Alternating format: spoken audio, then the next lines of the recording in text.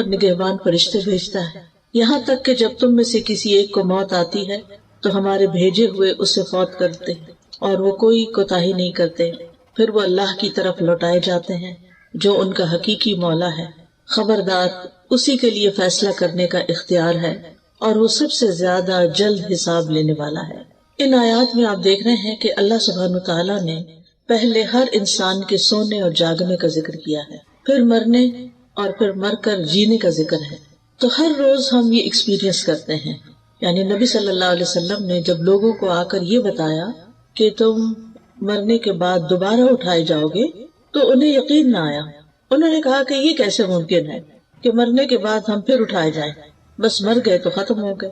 ما ہی الا حیاتنا الدنیا نموت و نحیا، زندگی تو بس دنیا کی زندگی ہے، ہم جیتے ہیں مرتے ہیں بس ختم ہو جاتے ہیں۔ تو ان لوگوں کا آخرت پر یقین نہیں تھا، تو ان کو سمجھایا گیا کس چیز سے؟ ہر روز کے سونے اور جاگنے کے عمل سے، کہ کس طرح انسان ہر روز رات کو سو جاتا ہے، اللہ تعالیٰ اس کی ایک روح قبض کرتے ہیں، پھر وہ صبح جاگ اٹھتا ہے۔ تو ایسے ہی ہوگا کہ موت کے بعد انسان سو جائے گا اور پھر قیامت کے دن دوبارہ اٹھے گا۔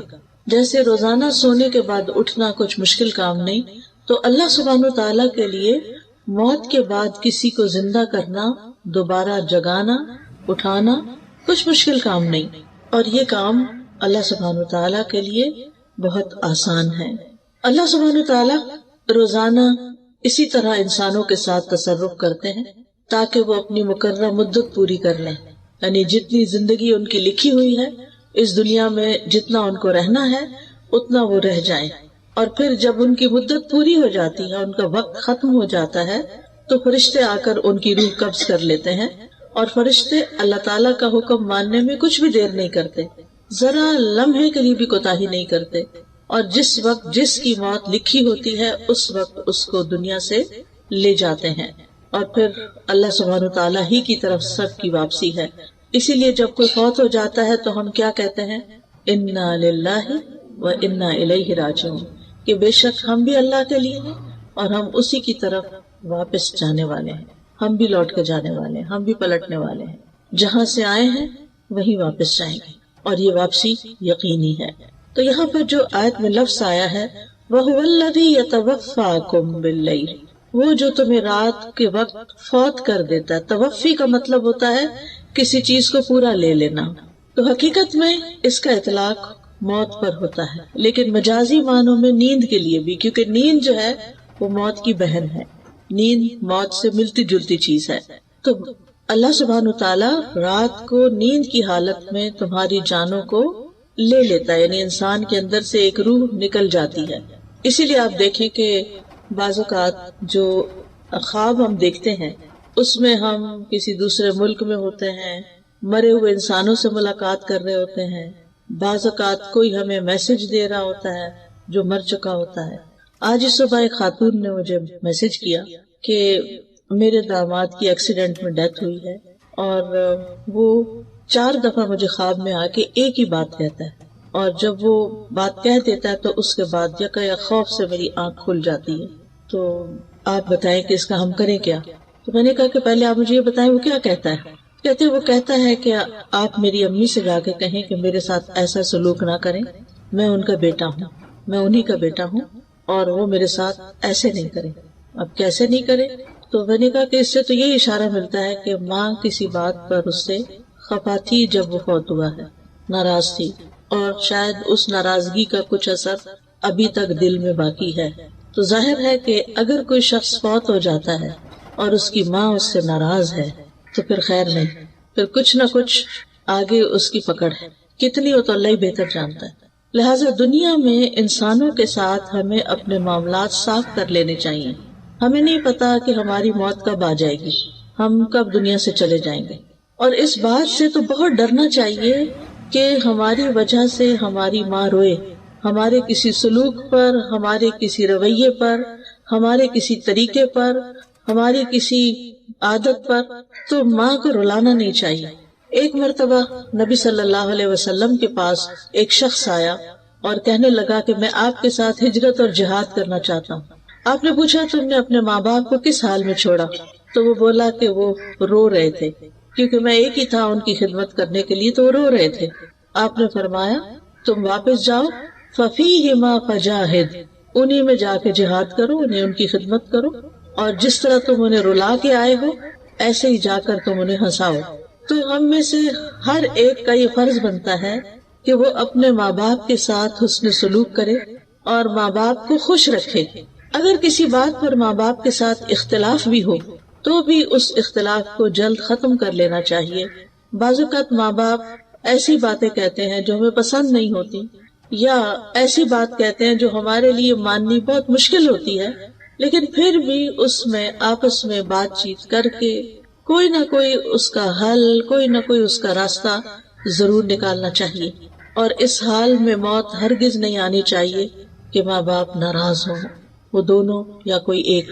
اور اگر ہم نے نادانی میں ایسا کچھ کر لیا ہے، ہم نے اپنی زندگی میں کوئی ایسے کام کیے کہ جس سے وہ خوش نہیں تھے اور وہ دنیا سے جا چکے ہیں، تو ان کے پیچھے ان کے لیے خوب خوب دعائیں کریں، ان کی بخشش کی دعائیں کریں، ان کی طرف سے صدقہ خیرات کریں، ان کے رشتہ داروں سے حسن سلوک کریں، کیونکہ والدین کے مرنے کے بعد جو ان سے حسن سلوک ہوتا ہے اس کا ایک حصہ یہ ہے کہ زندگی میں وہ جن لوگوں سے محبت کرتے تھے، جن لوگوں کا وہ خیال رکھتے تھے، ان کا خیال رکھا جائے، یعنی ان سے محبت کی جائے، ان کو پوچھا جائے۔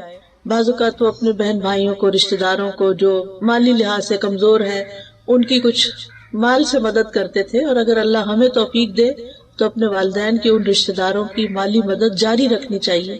اسی طرح اگر وہ کسی خاص موقع پر کوئی صدقہ خیرات کرتے تھے تو وہ صدقہ خیرات ان کی طرف سے جاری رہنا چاہیے جب تک ہم زندہ ہیں۔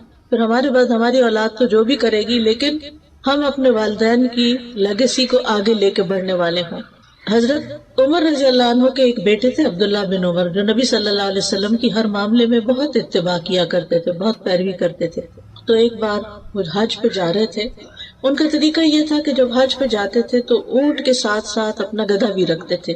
آپ کو معلوم ہے کہ اونٹ کی سواری تھکا دینے والی ہوتی ہے، اور جب وہ اونٹ پر بیٹھے بیٹھے تھک جاتے تھے تو پھر گدھے کو سواری کے لیے استعمال کرتے تھے۔ اور راستے میں چونکہ مٹی گرد بہت ہوتی تھی تو وہ اپنے سر پہ پگڑی پہنتے تھے۔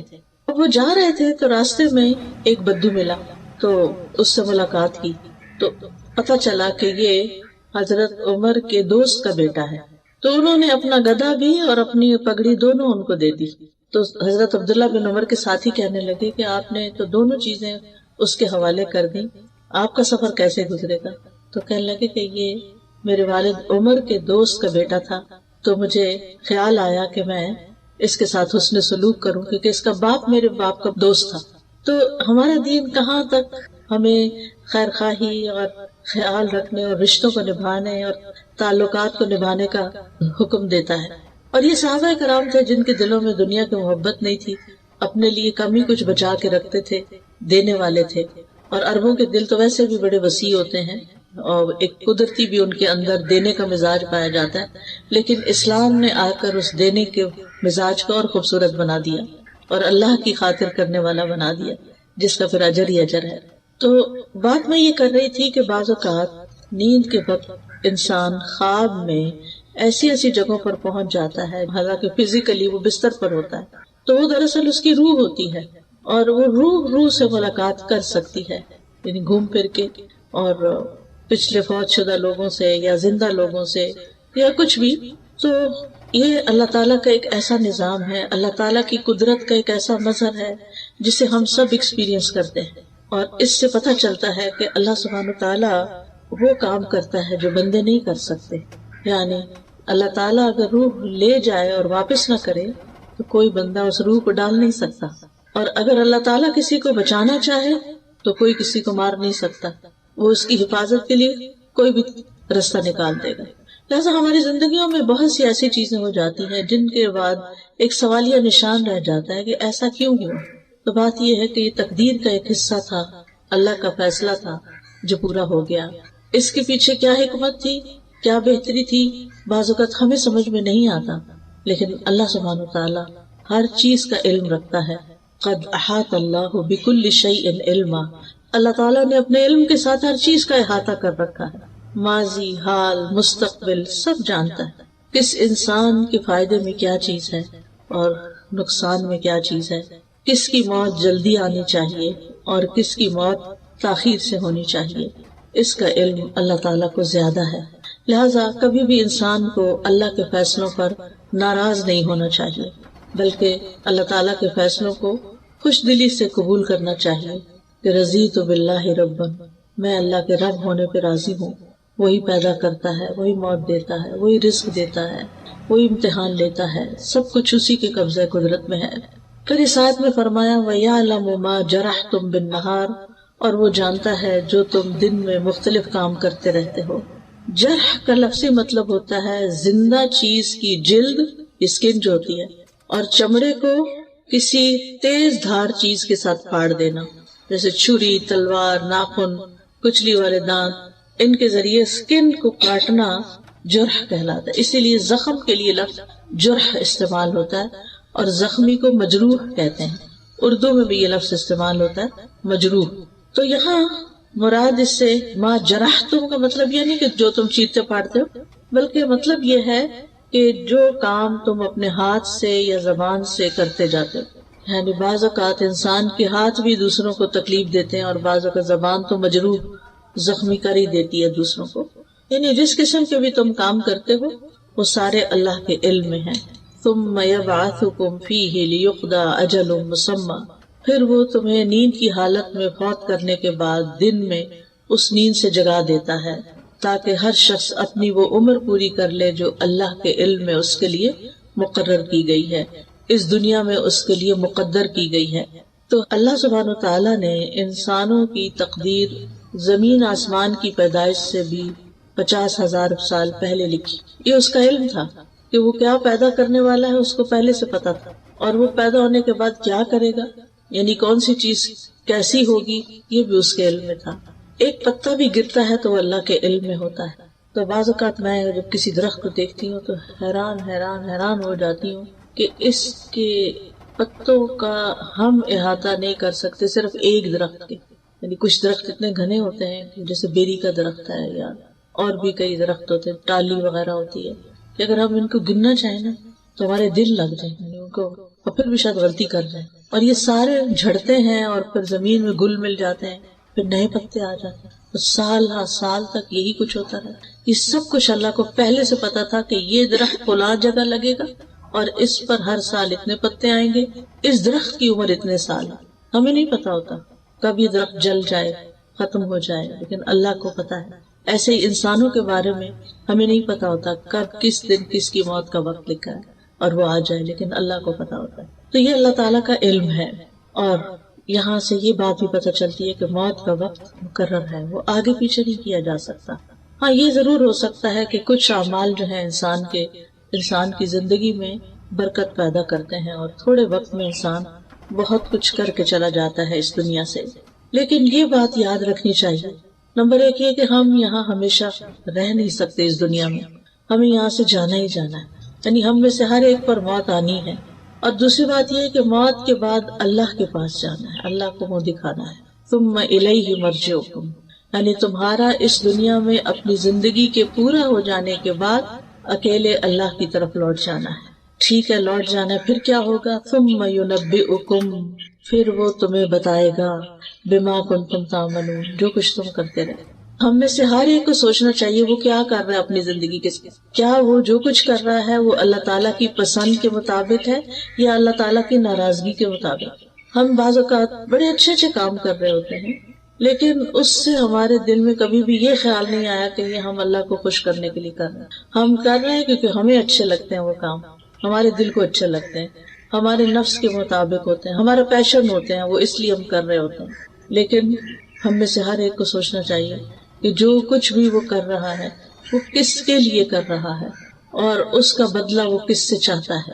ثم ینبئکم بما کنتم تعملون، اب یہ جو بتایا جائے گا نا تو اس سے پتہ چلتا ہے کہ ہم میں سے ہر ایک اپنا نامہ اعمال دیکھے گا، اور جب دیکھے گا تو پکار اٹھے گا، ما لہذا الکتاب لا یغادر صغیرۃ ولا کبیرۃ الا احصاها، اس کتاب کو کیا ہو گیا ہے کہ اس نے نہ کوئی چھوٹی بات چھوڑی ہے نہ کوئی بڑی، مگر اس کو گن گن کے لکھ لیا ہے، شمار کر لیا ہے۔ مثلاً اگر ایک انسان کو جھوٹ بولنے کی عادت ہے اور وہ زندگی میں 1000 جھوٹ بولتا ہے تو صرف جھوٹ نہیں لکھے ہوں گے بلکہ جھوٹوں کی تعداد بھی لکھی ہوئی ہوگی، کتنے 1000 جھوٹ بولے اس شخص نے۔ اور اسی طرح باقی اعمال بھی، اتنی رکعتیں اس نے پڑھی، اتنے قرآن کے حرف پڑھے، کیونکہ ہر حرف پہ 10 نیکیاں ملنے والی ہیں، تو وہ حروف بھی گنے ہوئے ہوں گے۔ ایک ایک ذرہ جو ہے اس کا بدلہ ہے۔ قرآن مجید میں آتا ہے ان اللہ لا یظلم مثقال ذرۃ وان تک حسنۃ یضاعفها ویؤت من لدنہ اجرا عظیما۔ اللہ کسی جان پر ایک ذرے جتنا بھی ظلم نہیں کرتا، ایک ڈاٹ جتنا بھی، ڈاٹ بھی بڑا ہوتا ہے، ذرہ اس سے بھی چھوٹا ہوتا ہے، اور اگر وہ ذرہ نیکی کا ہو تو اس کو وہ کئی گنا زیادہ بڑھا دیتا، ملٹیپلائی کر دیتا ہے اور اپنے پاس سے اجر عظیم عطا کرتا ہے۔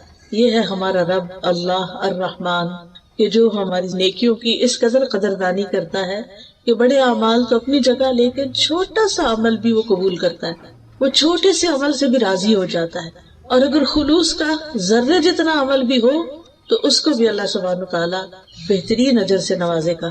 وَيُؤْتِ مِن لَّدُنْهُ أَجْرًا عَظِيمًا، یعنی اللہ کے پاس تو بہت کچھ ہے، اس کے خزانے تو بہت وسیع ہیں، لہٰذا وہ اپنے پاس سے انسان کو اجر عظیم عطا کرے گا۔ یہ اللہ کا فضل ہے، یہ اللہ کی رحمت ہے۔ حلال کمائی میں سے ایک لقمہ جو انسان اللہ کے راستے میں خرچ کرتا ہے، اللہ سبحانہ تعالیٰ اس کو اپنے دائیں ہاتھ سے قبول کرتا ہے، دائیں ہاتھ میں لیتا ہے، پھر اس کو بڑھاتا ہے، بڑھاتا ہے، بڑھاتا ہے، حتیٰ کہ ایک لقمہ احد پہاڑ جتنا بڑا ہو جاتا ہے۔ آپ میں سے کسی نے احد پہاڑ دیکھا ہوگا، تقریباً 12 میل تک اس کی رینج ہے، اور بہت ہیوی قسم کا پہاڑ ہے، بھاری قسم کا۔ صرف ایک مرسل، ایک لقمہ جو آپ کسی کو کھلا دیتے ہیں، بس شرط یہ ہے کہ اللہ کی خاطر کھلائے، اور شرط یہ ہے کہ حلال کمائی میں سے ہو، کیونکہ ان اللہ طیب لا يقبل الا الطیب، اللہ تعالیٰ پاک ہے اور وہ پاک چیز کے علاوہ قبول ہی نہیں کرتا، یعنی حرام مال کو وہ قبول نہیں کرتا، مشکوک مال کو وہ قبول نہیں کرتا، پاکیزہ مال ہی کو قبول کرتا ہے جو انسان محنت سے کماتا ہے اور پھر محنت سے اپنے دل لگا کے اس کو خرچ کرتا ہے، اپنے دل کی خوشی سے اس کو آگے دیتا ہے۔ اور پھر صحیفوں میں تو ایک ایک چیز لکھی ہوئی ہے جسے کوئی مٹا نہیں سکتا، اور ہر چھوٹی بڑی بات، کل کبیر و صغیر مستطر، اور چھوٹی سے چھوٹی چیز اور بڑی سے بڑی چیز سطروں میں لکھی ہوئی، مستطر، سطر کہتے ہیں نا لائن کو، یعنی تحریر شدہ ہے، ریکارڈڈ ہے، لکھی ہوئی ہے۔ اللہ تعالیٰ فرماتے ہیں سورۃ المجادلہ میں احصاہ اللہ ونسوہ، اللہ نے انہیں گن گن کر رکھا ہے جبکہ وہ اسے بھول چکے۔ انسان اپنے اعمال کر کے بھول جاتا ہے، زبان سے باتیں نکال کے بھول جاتا ہے، اپنے رویوں کو فراموش کر دیتا ہے، لیکن اللہ سبحانہ وتعالیٰ اس کو نہیں بھولتا۔ وَهُوَ الْقَاهِرُ فَوْقَ عِبَادِهِ، اور وہ اپنے بندوں کے اوپر غالب ہے، قاہر ہے۔ امام راضی کہتے ہیں اس قہر کے کئی معنی ہیں۔ ایک معنی ہے کہ اللہ تعالیٰ اس طرح غالب ہے کہ ایک چیز کو عدم سے وجود میں لے آتا ہے، یعنی he makes something out of nothing، تو عدم سے وجود میں لانے والا صرف وہ ہے۔ ہم انسان جو کچھ بناتے ہیں وہ اللہ کے بنائے ہوئے چیزوں کو مولڈ کرتے رہتے ہیں، اسی کو ڈھالتے ہیں، مختلف شکلوں میں ان کو بنا لیتے ہیں، اپنے پاس سے کچھ نہیں کر سکتے کہ کوئی چیز سرے سے ہے ہی نہیں اور ہم اس کو ایجاد کر لیں۔ دوسرا یہ ہے کہ جو چیزیں موجود ہیں ان کو وہ فنا کرنے پر بھی غالب ہے، یعنی نہیں تو بنانے پہ قادر ہے، اور ہے تو اس کو ملیامیٹ کرنے پر بھی قادر ہے۔ اور پھر تیسری چیز یہ ہے کہ متضاد چیزوں کو پیدا کرتا ہے، یعنی رات اور دن اور اسی طرح بہت ساری چیزیں۔ اور چوتھی بات یہ ہے کہ وہ اپنے فیصلوں کو نافذ کرنے پہ قادر ہے، یعنی جو اس نے ڈیسائیڈ کیا ہو وہ اس کو کر لیتا ہے، یعنی انما امرہ اذا اراد شیئا ان یقول لہ کن فیکون، اس کو صرف کن کہنے کی ضرورت ہوتی ہے۔ 4 چیزوں کو اس نے اپنے ہاتھ سے بنایا، باقی سب کن کہہ کے بنایا۔ وہ 4 چیزیں کون سی ہیں؟ قلم، آدم علیہ السلام، جنت عدن اور عرش الہی، اور باقی چیزیں کن کہہ کے۔ ان 4 چیزوں کو اللہ نے بڑی عزت بخشی ہے۔ قلم کو عزت دی ہے، عرش کو عزت دی ہے، آدم علیہ السلام کو عزت دی ہے، اور جنت عدن کو عزت دی ہے۔ پھر فرمایا وَيُرْسِلُ عَلَيْكُمْ حَفَظًا، وہ تم پر نگران بھیجتا ہے، یعنی فرشتے۔ حفاظت کے فرشتوں کی 2 قسمیں ہیں، ایک وہ ہیں جو ہمارے جسم کی حفاظت پر مامور ہیں، بدن کی حفاظت کرتے ہیں اور اس کو گھیرے ہوئے ہوتے ہیں، اس سے شیطان کی تکلیفوں کو دور کرتے ہیں۔ सूरत अर्राद में आता है लहू मुअक्किबातुम मिन बैनि यदैहि व मिन खल्फिही यहफज़ूनहु मिन अम्रिल्लाह, उसके लिए उसके सामने से और उसके पीछे से पहरेदार मुकर्रर हैं जो अल्लाह के हुक्म से उसकी हिफाजत करते हैं। यहफज़ूनहु मिन अम्रिल्लाह, यानी मिन अम्रिल्लाह से मुराद बि अम्रिल्लाह, अल्लाह के हुक्म के साथ। दूसरे वो फरिश्ते हैं जो इंसान के आमाल की हिफाजत पर मामूर हैं, यानी जो एक एक हरकत और एक एक काम पर निगाह रखते हैं और हर एक्शन, हर चीज का पूरा रिकॉर्ड मेंटेन कर रहे हैं। जैसे कि अल्लाह ताला फरमाते हैं अम यहसबूना अन्ना ला नस्माउ सिर्रहुम व नजवाहुम बला व रुसुलुना लदैहिम यक्तुबून, क्या वो समझते हैं कि हम इनके राज और इनकी सरगोशियां नहीं सुनते? यानी ये जो छुप छुप के बातें करते हैं हमें नहीं पता? क्यों नहीं, हमारे भेजे हुए फरिश्ते इनके पास ही लिखते रहते हैं। हम समझते कोई नहीं सुन रहा, हम दाएं देखते हैं, बाएं देखते हैं, ऊपर नीचे देखते, कोई नहीं अब बात कर लो। नहीं, फरिश्ते तो कहीं नहीं जाते, वो तो उधर बैठे होते हैं। आप शुरू करते हैं लिख के या बोल के या विस्पर करके, वो साथ ही लिखना शुरू कर देते हैं और रिकॉर्ड कर लेते हैं। लिहाजा इंसान कहीं भी महफूज नहीं है कि वो कहीं छुप जाए या अल्लाह से भाग जाए। भाग के दिखाए नहीं भाग सकते, जाना तो उसी के पास है। कोई मौत से नहीं भाग सकता, कोई अल्लाह ताला के हुजूर हाजिर होने से नहीं भाग सकता। जो भागेगा उसको पकड़ कर अल्लाह के हुजूर हाजिर कर दिया जाएगा। और इन फरिश्तों को हाफिजीन भी कहा गया है, व इन्ना अलैकुम लहाफिजीन किरामन कातिबीन यालमून मा तफअलून, और बेशक तुम पर यकीनन निगरान मुकर्रर हैं जो मुअज़्ज़ज़ लिखने वाले हैं, वो जानते हैं जो कुछ तुम करते, उनको सब पता है, तुम्हारे खुले छुपे हर चीज का उन्हें इल्म है। अब सवाल ये पैदा होता है कि अल्लाह ताला ने फरिश्तों के जरिए नामा अमाल क्यों लिखवाया है? यानी अल्लाह ताला को अगर खुद ही पता है तो फिर फरिश्तों से क्यों लिखवाया है? इसमें बंदों के लिए शफ़क़त और नरमी है, क्योंकि जब उनको पता होगा कि अल्लाह ताला खुद निगरानी कर रहा है और फिर ये कि फरिश्ते भी लिख रहे हैं और उनका नामा अमाल तैयार कर रहे हैं, और ये नामा अमाल क़यामत के दिन सब लोगों के सामने उन्हें पेश किया जाएगा, या दाएं हाथ में दिया जाएगा या बाएं हाथ में दिया जाएगा, तो ये अल्लाह ताला की मेहरबानी है कि पहले से ही बता दिया गया है। और इस तरह वो अपने उस नामा अमाल की हिफाजत करते हैं कि ये सब के सामने आ जाएगा तो इसकी बहुत सख्त शर्मिंदगी होगी, तो मुझे अपने जाहिर और बातिन को एक कर लेना चाहिए। ये नहीं कि मेरे दो रूप हों, डबल फेस हो, मैं लोगों के सामने कुछ हूँ, मैं तन्हाई में कुछ हूँ, मैं अपनों में कुछ और हूँ और किसी और के सामने और हूँ, अपने घर में कुछ और हूँ और बाहर कुछ और हूँ। नहीं, इंसान इंसान ही रहे और लोगों से ज्यादा अपने रब से डरने वाला हो। फिर फरमाया हत्ता इज़ा जा अहदकुमुल मौत तवफ़्फ़तहु रुसुलुना, यहाँ तक कि जब उनमें से किसी की मौत का वक्त आ जाता है तो हमारे फरिश्ते जो इस सिलसिले में मुकर्रर हैं वो उसको पूरा पूरा ले लेते हैं। यानी ये जो किरामन कातिबीन हैं ये जिंदगी की मुद्दत खत्म होने तक बस हिफाजत करते हैं, और जब मुद्दत खत्म हो जाती है तो दूसरे फरिश्ते आ जाते हैं, ड्यूटी चेंज हो जाती है, ये फरिश्ते चले जाते हैं हमेशा के लिए वापस, और वो फरिश्ते आते हैं जिन्हें इंसान को फौत करने का काम दिया गया, वो फौरन हाजिर हो जाते हैं और इनका सरदार मलकुल मौत कहलाता है। जब मौत का वक्त आता है तो फरिश्ते दूर तक हद्दे निगाह नजर आने लगते हैं इंसान। आपने देखा होगा कि कई मरीज ये भी कहते हैं कि बहुत लोग आ गए हैं, जगह बनाओ, खिड़की खोल दो, दरवाजा खोल दो, पीछे हट जाओ, जगह बनाओ। ये अक्सर सुनने को मिलता है, यानी मरने वाला इस तरह की बातें कर रहा होता है। तो मोमिन की रूह जब फरिश्ते लेने आते हैं तो हद निगाह तक फरिश्ते, और वो नूरानी चेहरों वाले होते हैं, खूबसूरत फरिश्ते होते हैं, जिसकी वजह से मैयत को एक इत्मीनान हो जाता है। फिर मलकुल मौत आते हैं और वो फरिश्तों के सरदार हैं जो मौत का काम करते हैं, और वो उसके सरहाने के पास बैठ जाते हैं और कहते हैं या अय्युहन नफ्सुल मुतमइन्ना इरजिई इला रब्बिकी रादियतम मर्दिया फदखुली फी इबादी वदखुली जन्नती अय्युहर रूहुत तय्यब उखरुजी मिन जसदिन तय्यब, ए पाक रूह, पाकीज़ा जिस्म से बाहर आ जाओ।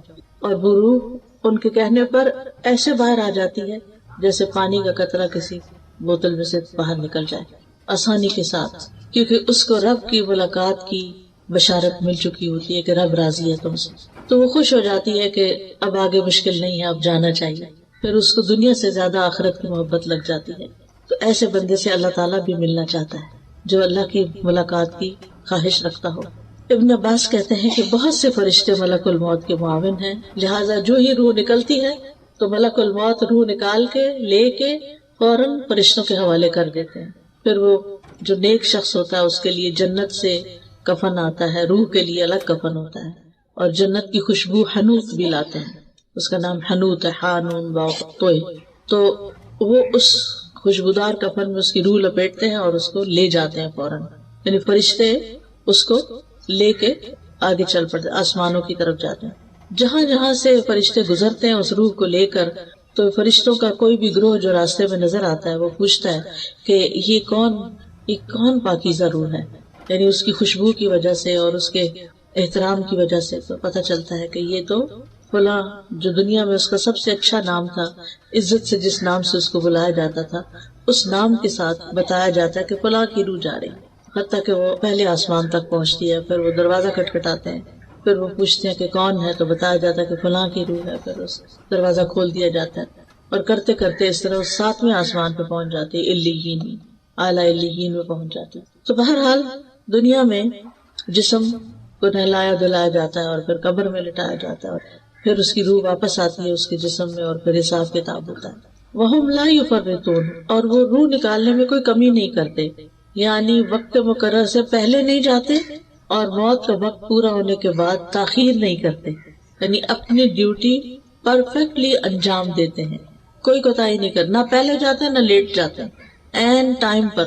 اور پھر یہ بھی معنی کیا گیا ہے کہ روح کو اس کے مقام تک پہنچانے میں کوئی کمی نہیں کرتے، اگر وہ اعلیٰ علیین سے تعلق رکھتا ہے تو وہاں لے جاتے ہیں اس کو، اور اگر کوئی برا انسان ہے، بدکار انسان ہے، تو اس کو سجین میں بھی لے جاتے ہیں، کیونکہ آسمان کے دروازے ایسے لوگوں کے لیے کھلتے ہی نہیں، اور ان کو پٹخا مارا جاتا ہے اور سجین میں ان کی روح جاتی ہے، اور سجین ایک قید خانہ ہے۔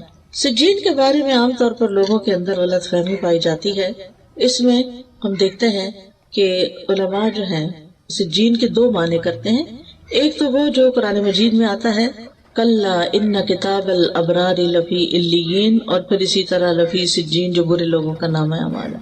اس کا معنی کیا ہے کہ فجار کے برعکس نیک لوگوں کی کتاب یا نامہ اعمال جو ہے وہ علیین میں رکھا جاتا ہے۔ قال الاعمش عن شمر بن عطیہ عن ہلال بن یساف قال سأل ابن عباس کعبا، ابن عباس نے کعب رضی اللہ عنہ سے سوال کیا، وَأَنَا حاضر، اور میں اس وقت وہاں خود موجود تھا، ان سجین کے بارے میں، قال هي الارض السابعة، کہ یہ 7ویں زمین ہے، وفيها ارواح الكفار، اور اس میں کفار کی روحیں ہوتی ہیں، وسأله عن علیین، اور ان سے علیین کے بارے میں بھی پوچھا، فقال هي السماء السابعة، تو انہوں نے کہا کہ یہ 7واں آسمان ہے، وفيها ارواح المؤمنین، اور اس میں مومنوں کی روحیں ہیں، وهكذا قال غیر واحد ان السماء السابعة، کہ وہ 7ویں آسمان میں ہے، یعنی علیین کہاں ہے؟ 7ویں آسمان میں، اور وہاں علیین ایک طرح سے سمجھو جنت ہی ہے۔ اب وہاں پر پہنچ کر ثم ردوا الی اللہ مولاہم الحق، پھر وہ اپنے حقیقی مولا، سچے مولا، اصل مولا یعنی اللہ سبحانہ وتعالیٰ کی طرف لوٹا دیے جاتے ہیں۔ کیوں؟ تاکہ ان کا حساب لیا جائے، تاکہ وہ قیامت کے دن جزا سزا پا سکیں۔ مولا جو ہے اس کا معنی ہوتا ہے جو لوگوں کے سارے امور اور معاملات کا ذمہ دار ہوتا ہے، یعنی جو گھر والوں کو ان کے کاموں میں اسسٹ کر رہا ہوتا ہے۔ تو حقیقی مولا جو ہے وہ اللہ سبحانہ وتعالیٰ ہی ہے۔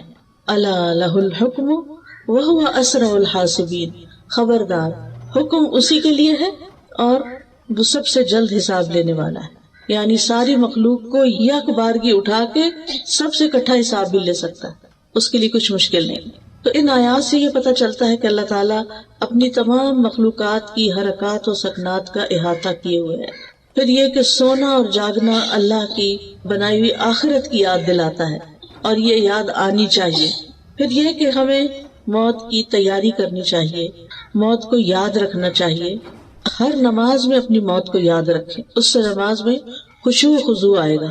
پھر موت کی حقیقت پہچاننے کے لیے دوسری مصیبتیں ہلکی ہو جاتی ہیں، اور کسی کی موت کی خبر سن کے اپنی موت کے بارے میں ضرور سوچیں، یہ نہ سوچیں کہ ہمارا تو اس سے تعلق کوئی نہیں، وہ تو دوسرا خاندان ہے اور اس کو کووڈ-19 کی ویکسین سوٹ نہیں کی، لہٰذا اس پر تو یہ مسئلہ ہو گیا اور ایسے فوت ہو گیا تو ہماری تو ابھی نہیں باری۔